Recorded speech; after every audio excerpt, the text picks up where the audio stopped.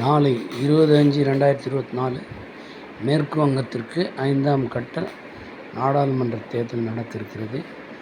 இந்த நாடாளுமன்ற தேர்தல் 3 மாவட்டங்களில் உள்ள 7 நாடாளுமன்ற தொகுதிகளுக்கு நடக்கிறது. இதில் தகுதி பெற்ற வேட்பாளர்கள்னு சொல்லி ஒரு எண்ணிக்கை சொல்கிறாங்க. 1,25,23,702 பேர் தகுதி பெற்ற வாக்காளர் இருந்தாங்க. அதில் குறிப்பாக 100 வயசுக்கு மேற்பட்டவங்களுக்கு சொல்லும்போது 571 பேர் அதில் அடங்கியிருக்காங்க. நான் சொன்ன அந்த 1,25,23,702 100 வயசுக்கு மேலே தாண்டினவங்கள பற்றி ஒரு ஸ்டாட்டிக் சொல்கிறேன். 571 பேர் இருக்காங்க. இது குறிப்பாக மேற்கு வங்கத்தில் மட்டும்தான் சொல்லியிருக்காங்க, மற்ற மாவட்டங்களில் எதுவும் சொல்ல. சொன்னது யாருன்னா தேர்தல் கமிஷன் தான்.